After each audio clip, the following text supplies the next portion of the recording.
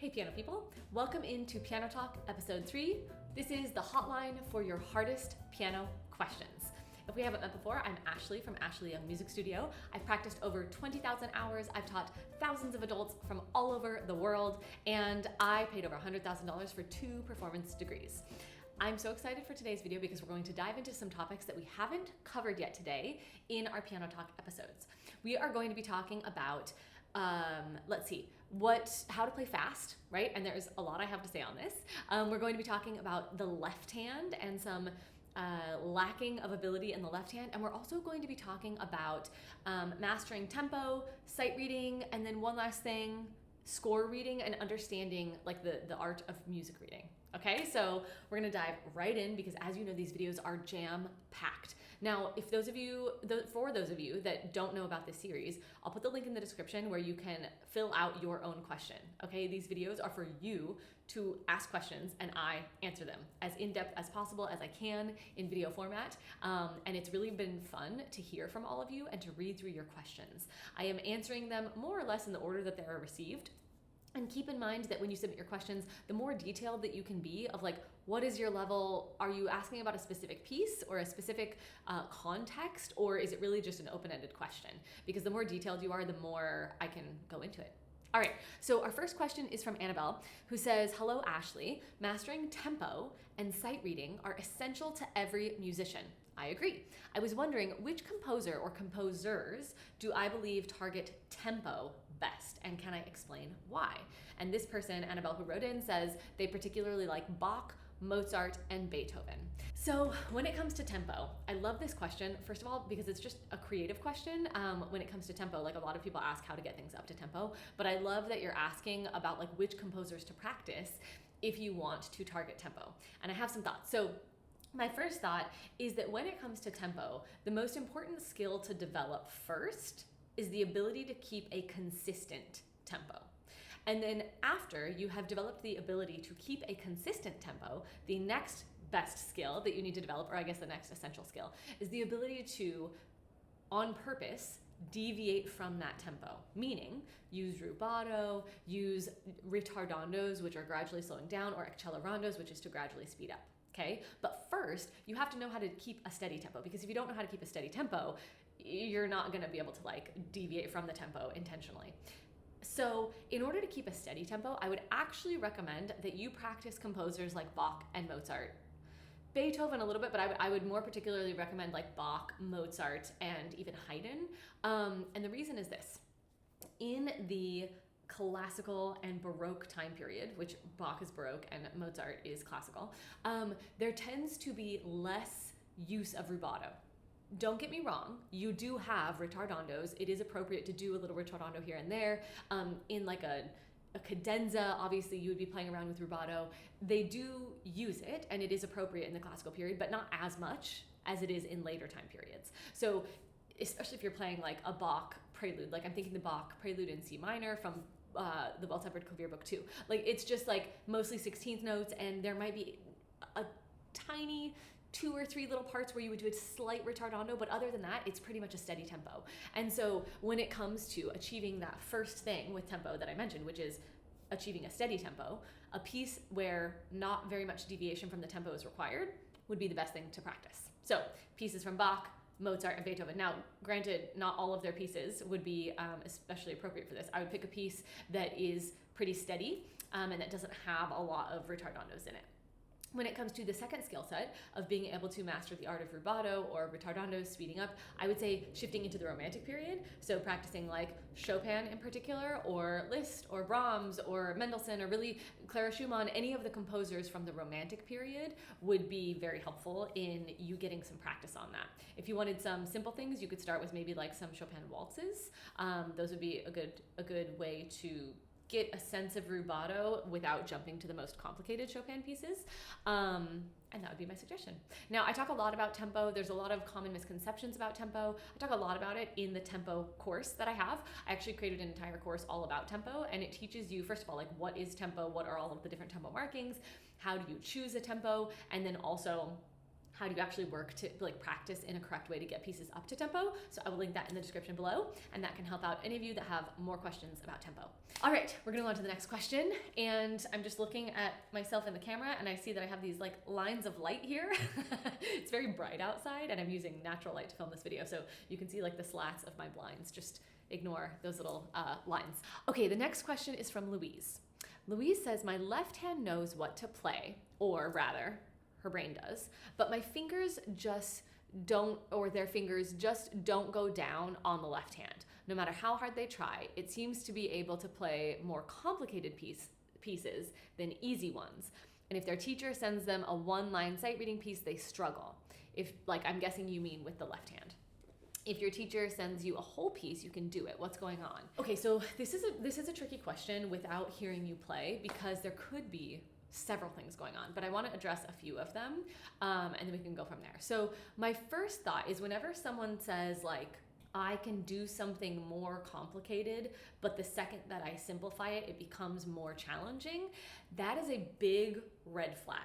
And I want to tell you some other instances that this could happen, because it happens a lot. So people will often say this if they can play a piece without the metronome, but as soon as they add the metronome in, it gets worse.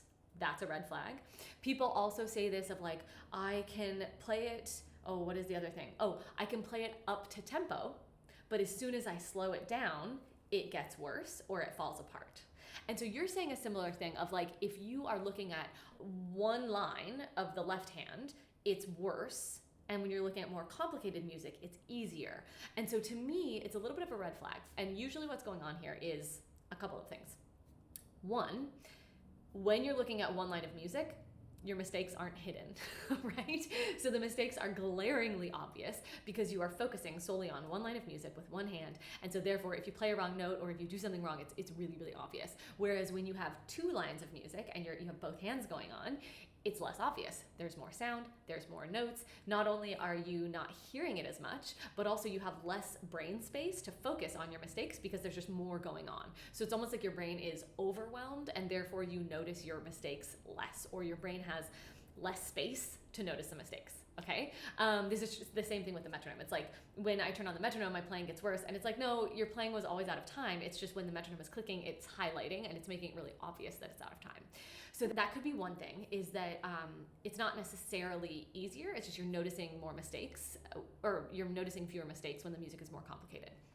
That would be my first theory, and I'm curious to know, like, does your teacher agree that you play better when the music is more complicated? Okay, because then beyond that, I think something that could be happening, so it could be a muscle memory thing of like, oftentimes, so there's 4 types of memory when we're learning how to play a piece, and I break them down. I have a lot of videos about it. I can link one in the description below. Let me make a note for myself. Memory video. Sorry, I can't write and talk at the same time. There's 4 types of memory when you are doing anything at the piano. There's your visual memory, your aural memory, which is how things sound, your muscle memory, which is how it feels, and then your cognitive memory, which is like your brain knowing what you're playing. And oftentimes when we are relying only on our muscle memory, we can have these interesting situations where it feels like we're like short-circuiting between our brains and our hands. And so it could be a situation where like your right hand is really confident with the way the keyboard feels and where the notes are, and your left hand is just less confident. And so that could be part of what's going on. But if I had to bet my money, I would say it's probably the first thing that's happening. So, oh, and then, sorry, last thing, third thing it could be is technique. So your left hand could simply just be like quote unquote weaker. And I don't like to say that or even talk about it, because then people think like, oh, I need to do all of these exercises to make my left hand better. And that's not necessarily the case. But what I would say is there's this thing that we've been talking about in the live group classes that I teach with all the adult piano players. And someone said it perfectly. It was another member named Chelsea. And she was saying, whenever there's a problem, run towards it. And I completely agree. So you know there's a problem with your left hand, run towards it. You know that it's worse, quote unquote, when you play things, exercises, or just one line of music for just your left hand. So I would say, instead of trying to figure out why, a better question would be how? How can I fix it? And the way to fix it, regardless of what it is to do more with your left hand. It would be to actually do more of what's hard. So if it's more complicated to play just your left hand with one line of sight reading, I would say do that every day. Do it every day. And then through that practice, you're going to start to learn why it's complicated. I mean, you might figure out the why, or you're going to get better at it, and the why won't necessarily matter, if that makes sense. And I think this is a common thing that happens, is like we get stuck on this question of why. And I understand that like sometimes the why can be helpful, because then when we know why, then we can like address it better. But also in this case, just run towards the problem, right? Just do more of what is hard. And I would say that for all of you who are struggling with anything. It's like if you're working on a piece that's really challenging and you know measure 9 and 10 are tripping you up, run towards it. Do measure 9 and 10 at the beginning of every practice session, right? So run towards those things that are challenging, and it forces you to practice them more, and you'll figure out why, or at the very least, you'll end up solving the problem. Okay, third question is from Odette, and Odette says, the one thing that keeps bothering me, why can't I play fast even if I study a lot? And so this is a question where I would love to have some more details, Odette, because I'm not sure if you mean like, why can't you play fast, period? Meaning like, why won't your fingers move faster? Or if you mean like, why can't you get a specific piece up to tempo or to a fast tempo if you're practicing that specific piece a lot? And the answers would be different. So I will answer both of them. So let's say that you can't play fast even if you practice a lot, and you mean like your fingers won't move fast, you're struggling to play like anything fast. Let's say you can't play scales, you can't play arpeggios, you can't play your pieces fast. In that case, if that were it, where it's like you feel like you can't quote unquote get your fingers to play fast enough, I would look at technique. And I would look at how can you minimize the finger movements while utilizing other parts of the body. And so what that means, in a more simple way, is making sure that your fingers are glued to the keys. So when you play, your other fingers are not coming up, right? So when I play this note or this note or this note, I want all my fingers glued to the keys, and I want them to stay on the keys, okay? And when I play, it's actually little tiny movements. They're staying on the keys, and look what just happened. I started utilizing my wrist. When I make this little rainbow motion with my wrist, all of a sudden my fingers are glued, and I don't really have to move the fingers individually. It's that wrist motion that helps me. That is, listen to the difference. This is with the rainbow motion. Even, fast, light. Whereas this is when I try to move every individual finger. And I can still do it pretty fast, but that's because I'm a professional. Usually when it would be clunky, and each note would feel accented and it would sound heavier. So if you can't play anything fast, I would say you need to look at piano technique, and you need to look at your posture and make sure that you're sitting correctly, and that you're using proper technique. I will link in the description. I have 2 resources for this. I have 10 technique breakthroughs for $10, where I have 10 videos that talk about like the most common technique issues. It's replays of me teaching live classes. And so we'll go over piano posture, we'll go over technique for like scales and for Alberti bass and for ornaments and for some very specific things. And then I also have a proper piano posture checklist. And that one shows you like how to sit at the piano. And I recommend that people like print that out and put it on their piano so that they really know exactly like how to sit every time they start to practice, because even advanced players fall into this trap of accidentally like slouching or having improper posture, and then that does not facilitate fast playing. So that's the first answer. If the second answer is like, why can't you get a piece up to tempo even though you're practicing the piece a lot, you probably won't like this answer. Nobody likes this answer, but I will say speed is the byproduct of consistent accuracy. So don't focus on speed. Focus on accurately practicing, and focus on making sure that you are getting the notes accurate, the fingering is accurate, the rhythm is accurate. Rhythm is often one of the main reasons that people can't get faster if it's a piece of music that they're talking about.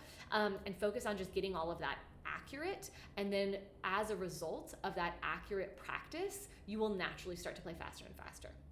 Now, if you've already done that and you're like, I'm playing perfectly, which is not likely, but if you are, and you're still struggling to get a piece up to tempo, check out the tempo course. And like I said in the first question, I'll link that in the description, because that shows you how to get a piece up to tempo. And we cover all of that in that course and exactly how to do that. Okay, last question is from Jared. With so many courses, which one should I start with if I want to improve my piano skills, and particularly score reading or score understanding ability? So Jared, great question. I'm so glad that you asked. I would say if you want to be able to improve your like score reading abilities, and by score I assume you mean like sheet music for piano specifically, I would say the Read Music 10 Times Faster course would be perfect for you. It helps you recognize the most basic and most common musical patterns in sheet music. So we go over things like how to read notes as fast as possible, intervals, major and minor chords, key signatures, and some of the most common rhythm patterns. That would be a really, really great one.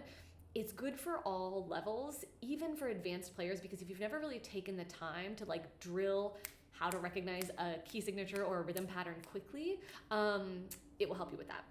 You'll just be able to open up a score and recognize those patterns so much faster. And then beyond that, I would say practicing sight reading in the correct way, where you're sight reading maybe one little exercise each day and it's below your current level, like way below your current level, and you're going through the proper process of how to sight read. That would be the next best thing. So like the Read Music Faster course, and then I would recommend the sight reading cheat code, because that one shows you like all the 8 steps you need to follow every time you sight read. You print it out, put it at your piano, and literally like follow it every time you sight read. And that will ensure that you are actually going through the process of dissecting the music, being a detective, and starting to learn how to look at a score in the proper way, so that then when you do that in more complex pieces, it gets easier and easier the more you practice sight reading. So I will link both of those in the description as well. Read Music 10 times faster, and then also the cheat code. Those would be my suggestions for your question in particular. Okay, everybody, this has been an awesome episode of Piano Talk, episode number 3. I'm loving these videos. It's really fun to, first of all, like read your guys' questions and to get a chance to answer them, and also to get a chance to just like turn on the video and talk. I know it's a different format than like an edited video, but it's so nice to just be able to like free flow and answer them as I would if I were teaching you a lesson, right? This is how you would get it if we were sitting here in my studio in a lesson. And the other thing I wanted to mention, and by the time this video comes out, we might already be doing this, but one thing I want to start doing is I actually would love it if you guys would be willing to record your questions in an audio file. So right now we have a little form that you fill out and you submit your question. I'm going to change that form a little bit so that you have the option to actually like record your voice asking the question, because I think in these videos, if I were able to play the question, that would be super fun. And it would feel a lot more like those old radio shows, which was the whole inspiration for this. But also you guys could be a little more specific and kind of take the time that you need. And I know sometimes like talking, you'll be able to explain it a little bit better than just typing out a question. So be on the lookout for that. I think that will be really fun, and that will make these videos even more like lively and fun, because we'll actually feel like we're talking to each other. And always submit your questions. Even if you've submitted before, you're welcome to submit more questions. And I can't wait to see you in the next video. Happy practicing, everybody. Links are all in the description below. Oh, and make sure you check out this next video. I'm linking to the memory video, so you know the 4 types of memory, because it's helpful regardless of where you are in your piano journey. To know about those 4 types of memory is really a game changer for your practice. All right, happy practicing, everybody.